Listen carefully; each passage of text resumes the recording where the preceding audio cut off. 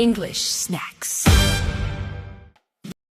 Hey everyone, and welcome back to English Snacks. How are you today? I'm Michael, and of course, I am here with Kendra. And today, we are going to talk about something everyone loves: food, cooking habits, and specifically, some spectacular kitchen disasters. How are you, Kendra? Hello, everyone. It is really nice to be back today. Today, we are talking about a topic that makes my mouth water just thinking about it, but also makes me laugh because I am definitely not a master chef. Oh, I know the feeling. I think my kitchen is sometimes a dangerous zone. But before we get into our main story today, I want to say a big welcome to all of our longtime listeners and our new subscribers. Yes, welcome to the family. If you are enjoying this conversation and want to support us, please take a quick second to hit that subscribe button. It helps us keep cooking up these episodes for you. Nice pun there, Kendra. Cooking up an episode.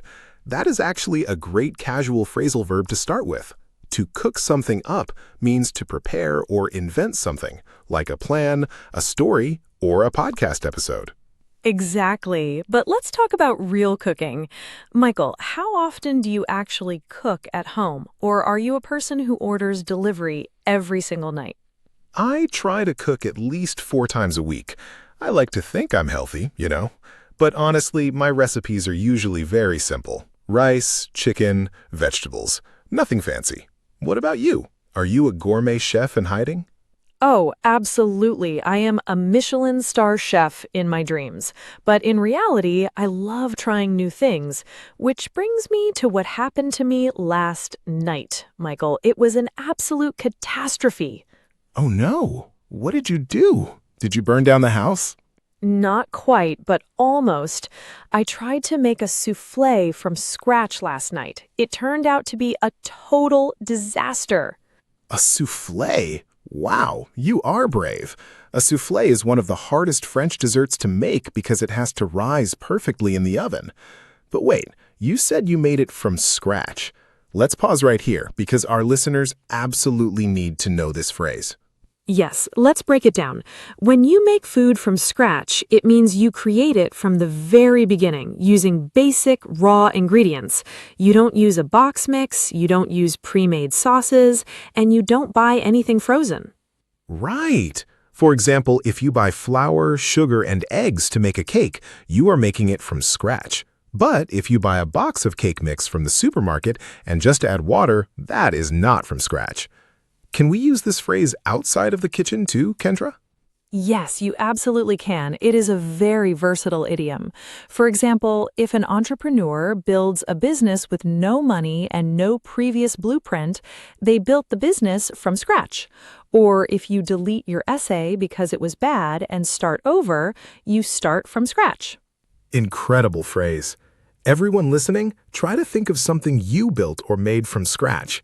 Now, Kendra, tell me about this total disaster. What actually happened inside that oven? Well, a souffle requires you to whip egg whites until they are super fluffy. I think I over-whipped them. When I put it in the oven, it looked beautiful for about 5 minutes. Then it completely collapsed. It looked like a flat, sad pancake. It was completely deflated. Oh no, the classic deflated souffle. Hey, don't worry about it. Practice makes perfect. Next time, just eyeball the measurements instead of being so strict. Practice makes perfect. That is a classic proverb. But wait, Michael, you just used an incredibly common conversational verb that might confuse people. You said to eyeball the measurements. Ah, yes, to eyeball something. This is a brilliant action verb in casual English. To eyeball something means to measure or judge something purely by looking at it without using any official tools like a scale, a measuring cup, or a ruler. Exactly. So if I'm making a soup and I don't use a spoon to measure the salt, I just pour a little bit in based on how it looks, I'm eyeballing the salt. Let's give our listeners a situational example.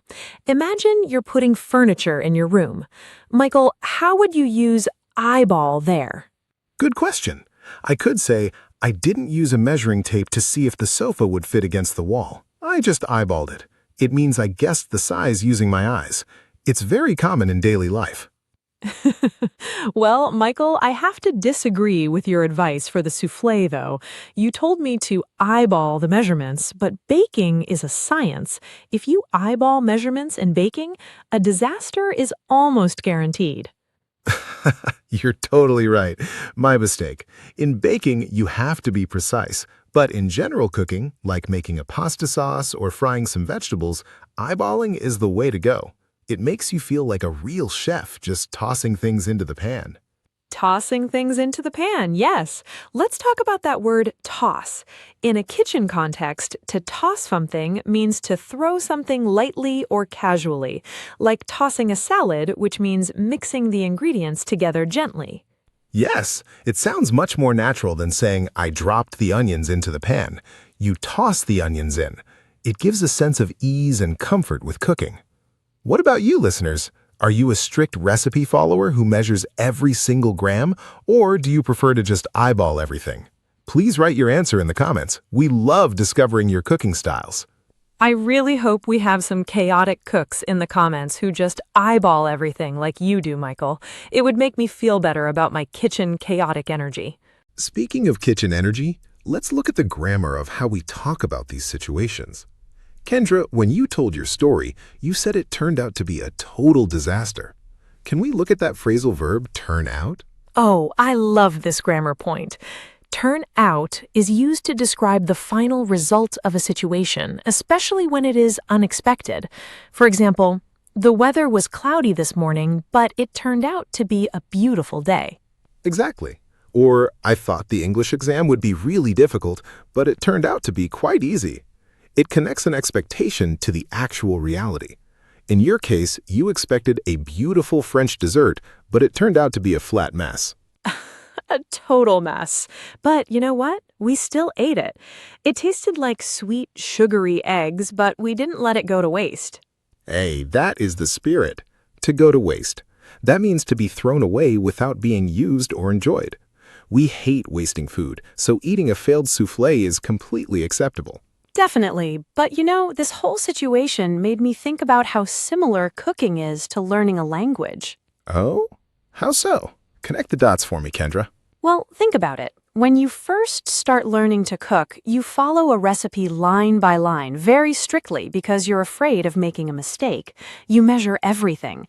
That is like an elementary English learner using fixed phrases from a textbook. Ah, I see. They're afraid to change the words because they think the recipe or the grammar will break. Exactly. But as you get more experienced in the kitchen, you start to understand how flavors work together. You realize that a little bit of salt here or some pepper there won't ruin the dish. You start to eyeball things. You become creative. Wow, that is a beautiful analogy. And in English, as you practice more, you stop overthinking every single grammar rule. You start to eyeball your sentences. You mix words together naturally based on your intuition rather than memorized rules. Yes, you build a feeling for the language.